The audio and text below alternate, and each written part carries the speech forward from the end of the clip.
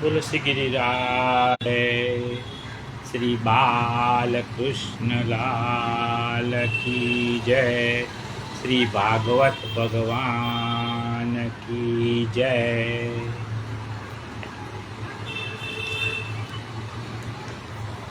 मंगलाचरण। करारविन्देन पदारविन्द मुखारविन्दे विनिवेशयन्तं पत्रस्य पूते शयानं बालमुकुन्दं मनसा स्मरामि। श्रीकृष्ण गोविन्द हरे मुरारे हे नाथ नारायण वासुदेव। जिह्वे पिबश्वामृतमेतदेव गोविन्द दामोदर माधवेति। विक्रेतु कामा किल गोपकन्या मुरारिपादार्पितचित्तवृत्ति। तद्यादिकं मोहवसाद्वोचत् गोविन्द दामोदर माधवेति। गृहे गृहे गोपवधू कदम्बा सर्वे मिलित्वा समवाप्य योगं। पुण्यानि नामानि पठन्ति नित्यं गोविन्द दामोदर माधवेति। सुखं शयाना निलये निजेपि नामानि विष्णु प्रवदन्ति मर्त्या। ते निश्चितं तन्मयतां व्रजन्ति गोविन्द दामोदर माधवेति। जिह्वे सदैवं भज सुन्दराणि नामानि कृष्णस्य मनोहराणि। समस्तभक्तार्तिविनाशनानि गोविन्द दामोदर माधवेति। सुखावसाने इदमेव सारं दुःखावसाने इदमेव ज्ञेयम्। देहावसाने इदमेव जाप्यं गोविन्द दामोदर माधवेति। श्रीकृष्ण राधा वर गोकुलेश गोपाल गोवर्धननाथ विष्णु। जिह्वे पिबश्वामृतमेतदेव गोविन्द दामोदर माधवेति। गोविन्द दामोदर माधवेति। ગઈકાલે આપણે જોયું કદમ ઋષિ અને દેવહૂતિના લગ્ન થાય છે. લગ્ન પછી દેવહૂતિએ 9 કન્યાને જન્મ આપ્યો. દેવહૂતિએ કહ્યું કે આપણે સંન્યાસ લેવો હોય ને તો લઈ લો, પરંતુ 9 દીકરી માટે જમાઈ શોધી લાવો. બીજું છોકરીઓ સાસરે જશે, તમે સંન્યાસ લઈને ચાલ્યા જશો, પછી મારું ધ્યાન કોણ રાખશે? મારે એક દીકરો જોઈએ. ત્યારે કદમ ઋષિ કહે છે કે દેવી, અત્યારે તમારા ગર્ભમાં સાક્ષાત નારાયણ પધાર્યા છે. ગોપાલ હરે ગોપાલ હરે જય જય પ્રભુ દીન દયાલ હરે. सीताराम हरे सीताराम हरे राधे श्याम हरे राधे श्याम हरे. कार्तक सुद પાંચમના દિવસે કપિલ ભગવાનનું પ્રાગટ્ય થયું. બોલો શ્રી કપિલ ભગવાન કી જય. ગઈકાલે આપણે અહીં સુધી વાંચ્યું. હવે આગળ કપિલ ભગવાનના દર્શન માટે બ્રહ્માજી 9 ઋષિઓને સાથે લઈને આવ્યા. આ 9 ઋષિઓ સાથે કદમ ઋષિએ એમની 9 કન્યાઓને પરણાવી દીધી. બ્રહ્માજીના 10 માનસ પુત્રો છે, એમાંથી એક નારદને બાદ કરો ને તો બીજા 9 પુત્રો જે વધે એની સાથે દેવહૂતિની કન્યા પરણાવી. મરીચીને કલાદેવી, અત્રિજીને અનસૂયા, અંગિરા ઋષિને વિભૂતિ, પુલસ્ત્ય ઋષિને હરવિભુ, પુલ ઋષિને ગતિ, ક્રતુ ઋષિને ક્રિયા, ભૃગુ ઋષિને ખ્યાતિ, વશિષ્ઠ ઋષિને અરુંધતી અને દક્ષને શાંતા દેવી આપ્યા. કદમ ઋષિએ કપિલ ભગવાનને કહ્યું, હવે હું આજ્ઞા માગું છું, હું સંન્યાસ લઈને ઘર છોડીને જાઉં છું. તમે તમારી માતાને જ્યારે જ્ઞાનની જિજ્ઞાસા થાય ને ત્યારે જ્ઞાન આપજો. કપિલ ભગવાનનું બાલ ચરિત્ર નથી, કારણ કે તેઓ જ્ઞાન આપવા સીધા જ મોટા થઈ ગયા છે. મોટા થઈને માતાને જ્ઞાન આપવા સીધા આસન ઉપર બેસી ગયા. જ્ઞાન આપવા માટે તો એમનું પ્રાગટ્ય થયું હતું. કદમ ઋષિ સંન્યાસ લઈને આશ્રમ છોડીને ચાલ્યા ગયા. દેવહૂતિ કપિલ ભગવાનની શરણમાં ગયા. જ્ઞાન લેવા માટે પરિપ્રશ્નેન સેવ્યા, જિજ્ઞાસાથી પરમ તત્વને જાણવા માટે ગુરુને પ્રશ્ન કરવો અને ગુરુની સેવા કરવી. દેવહૂતિ આજે માતા તરીકે નહીં, પણ જે રીતે શિષ્ય ગુરુ પાસે જાય ને એટલી નમ્રતાથી ગયા અને કપિલ ભગવાનને પ્રશ્ન પૂછ્યો. તમ ત્વાગતાહમ શરણમ શરણદ સ્વભૃત્ય સંસારતરો કુઠારમ જિજ્ઞાસવાહમ પ્રકૃતેઃ પુરુષસ્ય નમામિ સદર્ભવિદામ વરિષ્ઠ. દેવહૂતિ કપિલ ભગવાનને કહે છે કે બેટા, કેટલાક સમયથી સંસારના ભોગ ભોગવું છું ને, પરંતુ મારા મનને શાંતિ નથી. શાંતિ કઈ રીતે મળે? કપિલ ભગવાને કહ્યું કે માં, શાંતિ ભોગમાં નથી, શાંતિ તો ત્યાગમાં છે. માટે જ ગીતામાં લખ્યું છે, ત્યાગાચ્છાનિતરંતરમ. શાંતિ જોઈએ ને તો મનને ભૌતિક પદાર્થોમાંથી હટાવી દો. આખો દિવસ બેંકની પાસબુક, શેરના કાગળિયા, વીમાની પોલિસીઓ આ બધું જોયા કરીએ ને તો મનને શાંતિ મળતી નથી. પરંતુ રાત્રે જ્યારે આ પાસબુકો, બેંકો, લોકરને બધું ભૂલી જાય ને ત્યારે જ ઊંઘ આવે છે અને ઊંઘમાં આપણને શાંતિ મળે છે. પાસબુક, બેંક બેલેન્સને યાદ કર્યા કરીએ ને તો ઊંઘ આવે નહીં અને શાંતિ મળે નહીં. માં, શાંતિ છે ને જ્ઞાનથી મળે છે. ગીતામાં લખ્યું છે, જ્ઞાનમ લબ્ધવા પરામ શાંતિમ. ક્યાંય એવું નથી લખ્યું કે ધનમ લબ્ધવા પરમ શાંતિમ. એવું નથી લખ્યું કે ધન મળવાથી પરમ શાંતિ મળે છે. અથવા એવું પણ નથી લખ્યું કે પુત્રમ લબ્ધવા પરમ શાંતિમ. પુત્ર પ્રાપ્તિથી શાંતિ મળે છે, એવું પણ ક્યાંય લખ્યું નથી. એવું હોત ને તો રાવણને લાખો છોકરા હતા, છતાં પણ એને શાંતિ ન મળી. ધૃતરાષ્ટ્રને 100 પુત્ર હતા, છતાં પણ એને શાંતિ ન મળી. માં, શાંતિ છે ને ધનમાં નથી, પુત્રમાં નથી. શાંતિ તો છે જ્ઞાનમાં, શાંતિ છે ત્યાગમાં, શાંતિ છે ને સમજણમાં છે. આધ્યાત્મિક માર્ગમાં સફળ થવા માટે ઇન્દ્રિયોનો સંયમ કરવો. જુઓ, ગાંધારીએ આંખોનો સંયમ કર્યો, એની દ્રષ્ટિ દુર્યોધન પર પડીને તો દુર્યોધન વજ્રનો થઈ ગયો. આ પ્રમાણ છે. સંયમથી ઇન્દ્રિયો શક્તિશાળી બને છે. વાણીનો સંયમ કરો, વાણીમાં શક્તિ આવશે. હસતા હસતા બોલશો ને એ પણ સાચું પડે. આ વચન સિદ્ધિ કહેવાય. વાણીના સંયમથી જે બોલો ને એ સાચું થાય. ઇન્દ્રિયો ભોગથી ક્યારેય ધરાતી નથી. ઇન્દ્રિયો તો અગ્નિ જેવી છે, જેટલું ઘી હોમો ને અગ્નિ વધારે પ્રજ્વલિત થશે, શાંત નહીં થાય. કપિલ ભગવાન કહે છે કે માં, મનનો સંયમ કરો.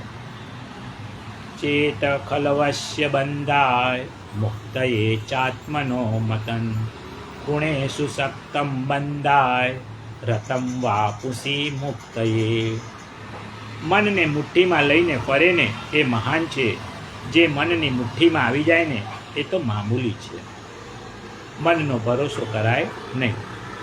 એટલે જ કહ્યું છે, મન એવ મનુષ્યાણમ કારણમ બંધ મોક્ષણમ. મન બંધનમાં પણ નાખે છે અને મન મોક્ષ પણ અપાવે છે. બગડેલા મનને કઈ રીતે સુધારવું? ચિત્તરૂપી ચિથરાને સત્સંગની સરિતામાં જબોળવું પડે. જેમ મેલા કપડાં ચોખ્ખા પાણીમાં જબોળીએ છીએ ને એ રીતે.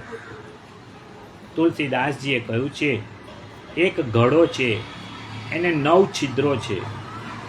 હવે જો એમાં પાણી ભરેલું રાખવું હોય તો શું કરવાનું? તો કે છિદ્રવાળા ઘડાને છે ને હંમેશા પાણીમાં ડૂબાડીને રાખો, તો એ ભરાયેલો રહેશે. જેવો એ ઘડો પાણીની બહાર કાઢશું તો એ છિદ્રને લીધે પાણી ખાલી થઈ જશે, ઘડો ખાલી થઈ જશે. એમ આપણું આ શરીર જે છે ને ઘડો છે, એમાં 9 દ્વારે છિદ્રો છે. એમાં ભક્તિનું જળ ભરી રાખવાનું હોય, ભગવદ્ ભાવનું જળ ભરી રાખવું હોય તો એને સતત સત્સંગની સરિતામાં ડૂબાડી રાખો. સત્સંગથી દૂર ગયા ને તો એમાંથી ભક્તિ વહી જશે. અંતરના ઓરડામાં સત્સંગની સાવરણી હંમેશા ફરવી જોઈએ. કપિલ કહે છે કે માં, સત્સંગ કરો. દેવહૂતિએ પૂછ્યું કે સાચો સંત કોણ કહેવાય? સાચા માણસ મળવા દુર્લભ છે. મને સાચા સંતના લક્ષણ કહો. કપિલ ભગવાન કહે છે, તિતિક્ષૌ કારુણિકા સુરદ સર્વદેહિના અજાત શત્રવ શાંતા સાધવ સાધુભૂષણા. સંતોમાં સદગુણો 16 સદગુણો બતાવ્યા છે. સદગુણો જે ને એ સંતોનું આભૂષણ છે. કયા કયા સદગુણો? તિતિક્ષા એટલે કે સહનશીલતા. સહનશીલતા રાખવી, પરંતુ વિદેશીઓના વિઘટન કરનારાઓના આક્રમણ સામે નહીં. મંદિરો તોડી મસ્જિદ બાંધનારાઓ આપણી સંસ્કૃતિને ઉખાડીને જો ફેંકી દેતા હોય ને ત્યારે તિતિક્ષા એ કાયરતા છે, મૂર્ખતા છે. સંતો સહન કરે છે. સહન કર્યા વગર સંત ન થવાય. સંતોના ચરિત્ર વાંચો, એમણે કેટલું સહન કર્યું છે. બીજાના ઉત્કર્ષને સહન કરતા શીખો. બીજાની પ્રગતિને, ઉન્નતિને સહન કરો. કેટલાક લોકો છે ને બીજાના સુખને જોઈ શકતા નથી. એક માણસ સફેદ કપડામાં પણ સંત હોઈ શકે. દુકાનમાં બેસે, વ્યાપાર કરે, વ્યવહારમાં પૂરો હોય, છતાંય સંત હોઈ શકે છે. જુઓ, આપણા વડાપ્રધાન માનનીય શ્રી નરેન્દ્રભાઈનું જીવન સંન્યાસીઓને પણ શરમાવે ને એવું છે. મહામંડળેશ્વરોથી પણ ચડિયાતું. નિંદા અને અપમાનને સહન કરો. લુહારની એરણ જેમ હથોડાના ઘા સહન કરે છે ને, એમ સંસારના જે ઘા સહન કરે ને એ સંત છે. શ્રી મહાપ્રભુજી કહે છે કે દુઃખ છે ને 3 પ્રકારના છે: આધિ દૈવિક, આધિ ભૌતિક અને આધ્યાત્મિક. આ બધા દુઃખો સહન કરવાની ટેવ પાડો. દુઃખથી ક્યારેય ગભરાવ નહીં. દુઃખમાં ધૈર્ય ન ગુમાવો. આ છે ને બધા સંતના લક્ષણ છે. બીજું, કરુણા. સંતોનો કોઈ શત્રુ નથી. સંત બધાને પોતાનો આત્મા માને છે, મિત્ર માને છે. આ સર્વોત્તમ ભાવ છે. તેથી સંત સૌના ઉપર કરુણા કરે છે. દયા અને કરુણામાં ફેર છે. પોતાની વ્યક્તિ હોય, એના પ્રત્યેની હમદર્દી હોય ને એ દયા છે. પોતાના ભાઈને મદદ કરવી એ દયા છે. પણ જે સગો નથી ને છતાં પણ મદદ કરે ને એ કરુણા છે. કઠોર માણસ સંત ન બની શકે. ગુસાઈજી પાસે એક મુસલમાન બાઈ આવી અને પાણીની માગણી કરે છે. કહે છે કે મહારાજ, પાણી વગર મારા પ્રાણ જશે. ગુસાઈજીએ પોતાના હાથે મુસલમાન બાઈને ઝારીજીનું જળ પીવડાવ્યું ત્યારે એમનું નામ પડ્યું ગુસાઈજી પરમ દયાળ. આપણે કહીએ છીએ ને, ગુસાઈજી પરમ દયાલ કી જય. હૃદયને મજબૂત બનાવો પથ્થર જેવું, પણ તમારા પોતાના દુઃખને સહન કરવા માટે. બીજાના દુઃખ વખતે પથ્થર હૃદય બેસી ન રહો, એને બનતી મદદ કરો. પોતાના માટે કઠોર પણ બીજાના માટે દયાળુ, એ સંત છે. સંતો છે ને શાંત હોય, જેની પાસે બેસવાથી મનને શાંતિ મળે ને એ સંત છે. અરે ઉઠવાનું મન જ થાય નહીં, જેના સંગમાં રહેવાથી પ્રભુ ભક્તિની ખંત જાગે ને એ સંત છે. જેના સંગથી વાસનાનો અંત આવે ને એ સંત છે. જેના સંગથી અનંતની પ્રાપ્તિ થાય ને એ સંત છે. જે પોતે ખૂબ શાંત હોય એ સંત છે. જે પોતે શાંત નથી એ બીજાને શાંતિ ક્યાંથી આપી શકે? સંત તો એ છે કે જે શાંતિથી ભરેલો છે. કામ ક્રોધની આંધી જેનામાં આવતી નથી ને એ સંત છે. સંત કેવા હોય? સાધવ, જેનામાં સરળતા અને સાદગી, એ છે સંત. નાભાજીએ ભક્તમાળા લખી, જેમાં 108 ભક્તોના ચરિત્ર લખ્યા. પણ આ 108માં શ્રેષ્ઠ ભક્ત કોણ? નાભાજી વૃંદાવન ગયા, ત્યાં સંતો માટે ભંડારો કર્યો. દૂર દૂરથી અનેક સંતો જમવા આવ્યા. દૂધપાક અને માલપુડાનું ભોજન હતું. તુલસીદાસજી મોડા પડ્યા અને એમને કોઈએ ઓળખ્યા નહીં. આવો પણ ન કહ્યું. તુલસીદાસજી તો બધા સંતોએ પગરખા કાઢ્યા હતા ને ત્યાં જઈને બેસી ગયા. એમને કોઈએ જમવા માટે પતરાડું પણ ના આપ્યું. પાતળ આપતા હતા પહેલાં જમવા માટે, થાળી વાડકા નહોતા. એમણે માલપુડા હાથમાં લીધા અને દૂધપાક માટે એક સંતનું પગરખું લીધું અને એમાં દૂધપાક લઈને પીવા લાગ્યા. આ દ્રશ્ય જ્યારે નાભાજીએ જોયું ને, એમણે તુલસીદાસજીના ચરણોમાં સાષ્ટાંગ દંડવત પ્રણામ કર્યા અને કહ્યું, મને આજે સર્વોપરી સંત મળી ગયો, તમારી નમ્રતાને ધન્ય છે. તુલસીદાસજી બોલ્યા, જે સંતના મુખમાંથી શ્રી રામનું નામ નીકળે છે ને, એ સંતના પગરખા પણ મારા માટે વંદનીય છે. એટલે એમણે કહ્યું છે, તુલસી જાકે મુખ સે ધોકે હું નિક્ષત રામ. ભૂલથી પણ જેના મોઢામાંથી શ્રી રામનું નામ નીકળે છે ને, એના ચરણ મારા માટે વંદનીય છે. આ સંતોની સરળતા છે. સંતના લક્ષણ તુલસીદાસજી બતાવે છે. સરલ સુભાવન મન કુટિલાઈ, યથા લાભ સંતોષ સદાઈ. રામચરિતમાનસ. સંતો ખૂબ સરળ હોય છે. એ સંતોનો કોઈ શત્રુ નથી. સંતો શત્રુ કોને માને છે? પોતાનામાં રહેલા ક્રોધાદિને શત્રુ માને છે. જેટલા બહારના શત્રુઓ આપણું બગાડતા નથી ને, એટલું અંદરના શત્રુ આપણું બગાડે છે. કપિલ મુનિ કહે છે કે સંતો મારી અનન્ય ભક્તિ કરતા હોય છે. ભક્તિમાં અનન્યતા બહુ જ મહત્વની છે. આપણી ભક્તિ તો કેવી? મહિને મહિને બદલાય. શ્રાવણ મહિનો આવે એટલે ઓમ નમઃ શિવાય, ઓમ નમઃ શિવાય, ઓમ નમઃ શિવાય. જેવો શ્રાવણ વધ થાય, શુક્લ પક્ષમાંથી વધ થાય એટલે શું કહીએ?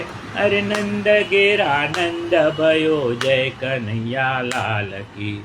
અને ભાદરવો શરૂ થાય એટલે શું? કૃષ્ણને ભૂલી જઈએ ને કહીએ ગણપતિ બાપ્પા મોર્યા, ગણપતિ બાપ્પા મોર્યા.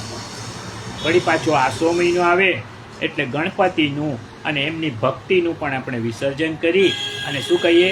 મા પાવા તે ગઢતી ઉતર્યા મા કાળી રે. માતાજીની ભક્તિ શરૂ થાય. આમ આપણી ભક્તિ છે ને મહિને મહિને બદલાતી રહે છે. આ બરાબર નથી. જેની પણ ભક્તિ કરો ને એકની કરો. 5-5 ફૂટના 25 ખાડા કરો ને તો પાણી નહીં નીકળે. પણ એક જ ખાડો જો 125 ફૂટનો કરશો ને તો પાણી ચોક્કસ આવશે. સ્ત્રી માટે બધા પુરુષ સરખા હોય છે. એવી જ રીતે પતિનું સ્થાન અનન્ય હોય છે. ભક્તિમાં બી અનન્યતા હોય ને એ જ ભક્તિ સાચી. ગીતામાં ભગવાન શ્રી કૃષ્ણએ અર્જુનને કહ્યું છે મામેકમ શરણમ વ્રજ. ભગવાન કહે છે કે મારા એકલાના શરણે આવો. કેટલાક તો કહે છે અમારે તો છે ને બધા ભગવાન સરખા, છતાં પણ ઈષ્ટદેવ તરીકે કોઈ એક દેવની ભક્તિ કરવી જોઈએ. તુલસીદાસજીને છે ને શ્રી રામમાં ખૂબ જ અનન્યતા હતી. તેઓ એકવાર જટીપુરામાં ગયા. પણ હવે તુલસીદાસજી છે તો શ્રીરામ જ બોલતા હોય હંમેશા. જટીપુરામાં એમને શ્રીનાથજી બાવા મળ્યા. તુલસીદાસજીએ માથું નમાવ્યું નહીં અને કહ્યું, શું કહ્યું? કહા કહું છબી આજ કી ભલે બિરાજો નાથ, તુલસી મસ્તક તબ નમે ધનુષ બાણ લો હાથ. તુલસીદાસજીએ કહ્યું કે હે શ્રીજી બાવા, તમે ખૂબ સુંદર લાગો છો. કહા કહું છબી આજ કી ભલે બિરાજો નાથ, તમે ખૂબ સુંદર લાગો છો, પરંતુ તમારી આ મોરલી છે ને બાજુ પર મૂકો અને ધનુષ બાણ લો ને તો હું માથું નમાવું. આ જડતા નથી, સંકુચિતતા પણ નથી, પણ શ્રી રામ માટેની અનન્યતા છે. હું જાણું છું કે હે શ્રીજી બાવા, તમે જ રામ છો. તમારામાં અને રામમાં કોઈ ફરક નથી, કોઈ ભેદ નથી, પણ તમારું ધનુષ બાણવાળું સ્વરૂપ મને વધારે ગમે છે. માટે કૃપા કરી આપની આ બંસરી બાજુ પર મૂકો અને ધનુષ બાણ લઈને મને દર્શન આપો. જે રીતે પતિ પત્ની બહાર જતા હોય અને પતિએ જે કપડાં પહેર્યા હોય ને એને પત્ની કહે કે તમને આ શોભતા નથી, બદલીને બીજા પહેરો તો સારા લાગશે. પતિએ બદલી લે છે. એમ શ્રીજી બાવાએ આજે તુલસીદાસજીને ધનુષબાણ લઈને દર્શન આપ્યા. મીરાબાઈની અનન્યતા હતી ગિરધર ગોપાલમાં. પરણીને આવ્યા. સાસુમાં કહે છે કે મીરા ચાલો કુળદેવીના દર્શન કરવા જઈએ. મીરાએ ના પાડી, છતાં પણ સાસુ હતા જવું પડ્યું. પરંતુ મીરા ત્યાં જઈને જુએ છે તો કુળદેવીમાં પણ એને ગિરધર ગોપાલના દર્શન થયા. માતાજી હતા ને આજે પિતાજી બની ગયા. ત્યારે મીરાએ ગાયું, મેરે તો ગિરિધર ગોપાલ દૂસરા ન કોઈ. મીરા કહે છે હું એ સિવાય કોઈને જાણતી પણ નથી. પૂજામાં પણ એક જ સ્વરૂપ રાખો. ચાજા ભગવાન હોય ને તો ભલીવાર આવે નહીં. વળી સેવામાં ભગવાન સિવાય કોઈ સંત મહાત્માનો ફોટો પણ રાખવો નહીં. કપિલ ભગવાને કહ્યું કે માં, આ સંતો છે ને મારી અનન્ય ભાવથી ભક્તિ કરે છે. રોજ રોજ આનંદ થાય સંતોના સંગમાં, જીવન હસતા જીવાય સંતોના સંગમાં. સંતોની નાત જેવી બીજી કોઈ નાત નથી, પ્રભુના ભજન વિના બીજી કોઈ વાત નથી. અંધારે અજવાળા થાય સંતોના સંગમાં, કાગડો હંસ બની જાય સંતોના સંગમાં. વાગે જ્યાં ઢોલ તાલ આવે સૌ દોડતા, ભેગા મળી સૌ આનંદમાં ડોલતા, સાચી શાંતિ જણાય સંતોના સંગમાં, રોજ રોજ આનંદ થાય સંતોના સંગમાં, જીવન હસતા જીવા સંતોના સંગમાં. કપિલ ભગવાને કહ્યું કે માં, નિત્ય સત્સંગ કરવાથી 3 વસ્તુની પ્રાપ્તિ થાય છે. શ્રદ્ધા રતિ ભક્તિ ન ક્રમિષ્યતિ. સત્સંગથી શ્રદ્ધા, શ્રદ્ધાથી ભક્તિ અને ભક્તિથી ભગવાનની પ્રાપ્તિ થાય છે. દેવહૂતિએ પૂછ્યું કે ભગવાન ભક્તિના પ્રકાર કેટલા? શ્રી કપિલ ભગવાને કહ્યું કે ભક્તિના 4 પ્રકાર છે. એક તામસ, એક રાજસ, એક સાત્વિક અને એક પરાભક્તિ, જેને નિર્ગુણા ભક્તિ અથવા પ્રેમ લક્ષણા ભક્તિ પણ કહે છે. તામસ ભક્તિ એ શું છે? બીજાનું બગાડવા માટે આપણે જે ભક્તિ કરીએ ને, એ તામસ ભક્તિ છે. રાજસ ભક્તિ શું છે? દુનિયાવી પદાર્થો મેળવવા માટે જે ભક્તિ કરીએ ને, એ રાજસ ભક્તિ છે. સાત્વિક ભક્તિ શું છે? મુક્તિ મેળવવા માટે જે ભક્તિ કરીએ ને, એ સાત્વિક ભક્તિ છે. અને નિર્ગુણા ભક્તિ એટલે કે પરાભક્તિ, આ ભક્તિ છે ને સર્વશ્રેષ્ઠ છે. જ્યાં ભક્તિના બદલામાં ભગવાન પાસે કોઈ પણ વસ્તુની અપેક્ષા રાખવામાં આવતી નથી. એ પરાભક્તિ છે, એ જ શ્રેષ્ઠ ભક્તિ છે.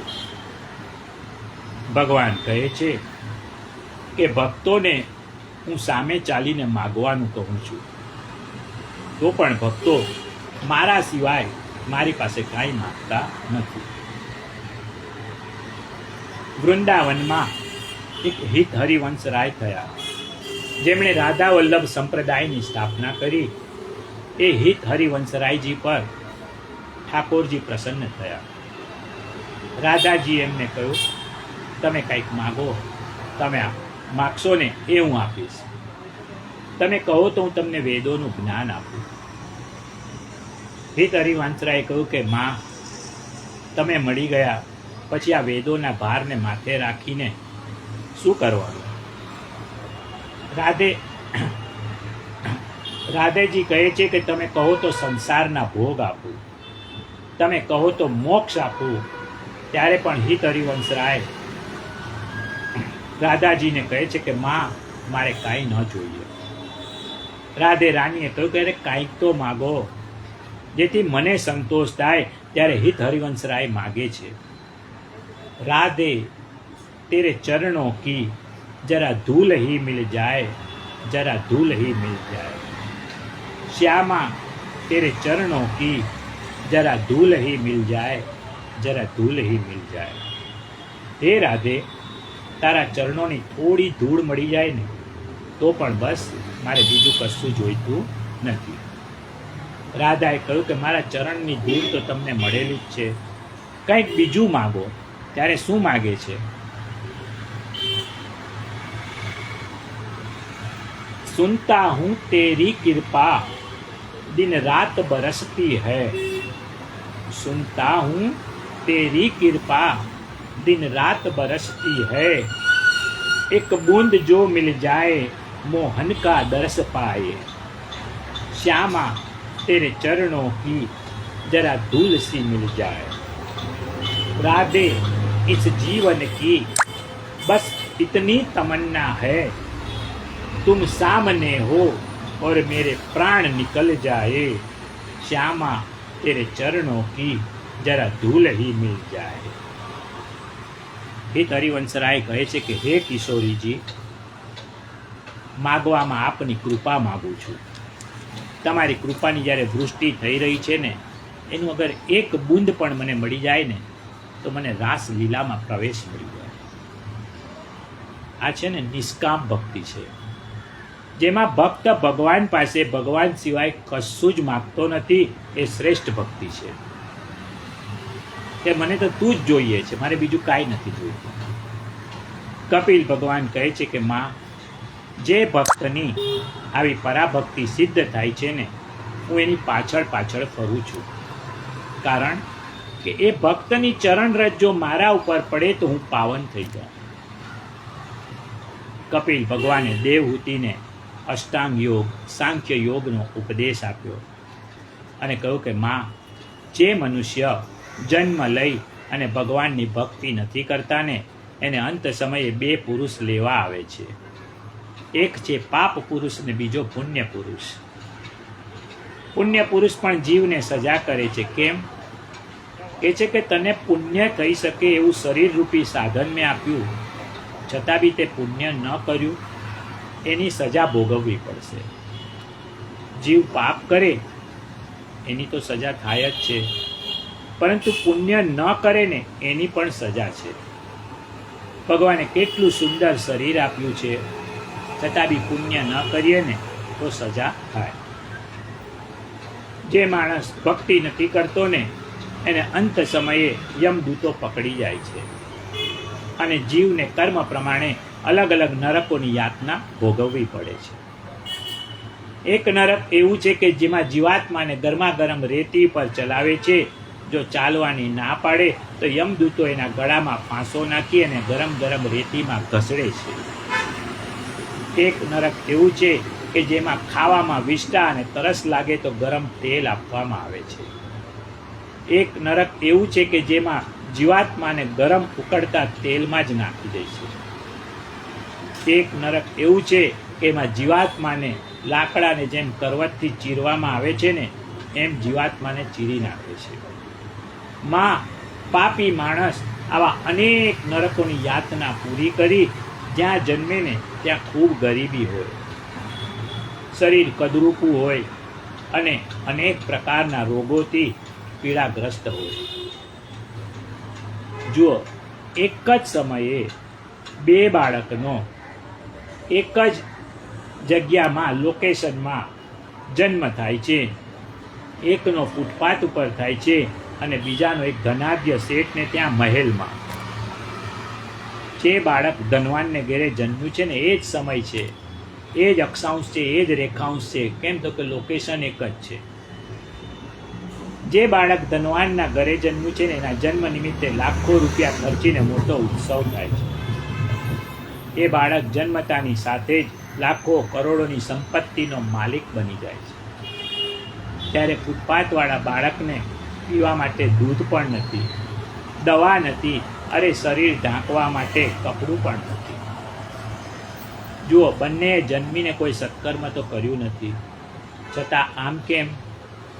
વાત સ્પષ્ટ છે કે બંને બાળકોને તેમના પૂર્વજન્મના પાપ કે પુણ્યના હિસાબે પુણ્યાત્માનો શ્રીમંતને ત્યાં, ધનાઢ્યને ત્યાં, અને પાપાત્માનો ફૂટપાથ ઉપર જન્મ થયો છે. કપિલ ભગવાન કહે છે કે માં, આ જીવ માતાના ગર્ભમાં ગુંગળામણ અનુભવે છે ત્યારે પરમાત્માની સ્તુતિ કરે છે, પરંતુ બહાર આવી અને ભગવાનને ભૂલી જાય છે. મનુષ્ય જન્મ લઈ ને જે ભગવાનની ભક્તિ નથી કરતા ને, એનું જન્મ મરણનું ચક્કર ચાલતું જ હોય છે.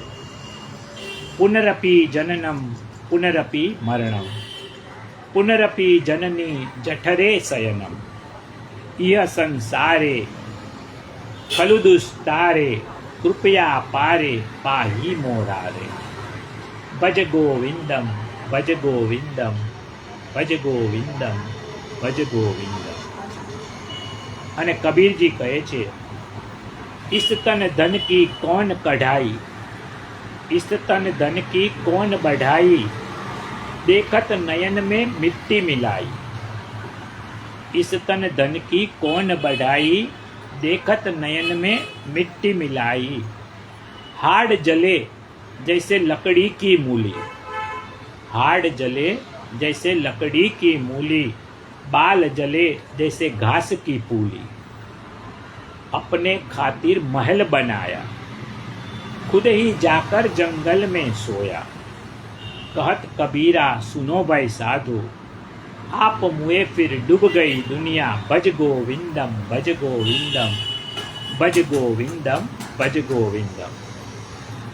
ભગવાન કપિલે માતાને સુંદર જ્ઞાન આપ્યું અને માની આજ્ઞા લઈ અને કપિલ ભગવાન વિદાય થઈ ગયા. કલકત્તા પાસે ગંગા સાગર છે, ત્યાં પધાર્યા. સાગરે કપિલ ભગવાનનું સ્વાગત કર્યું. કદમ ઋષિ અને દેવહૂતિને જ્યાં તપ કરતા સિદ્ધિ મળીને એ સ્થળનું નામ પડ્યું સિદ્ધપુર.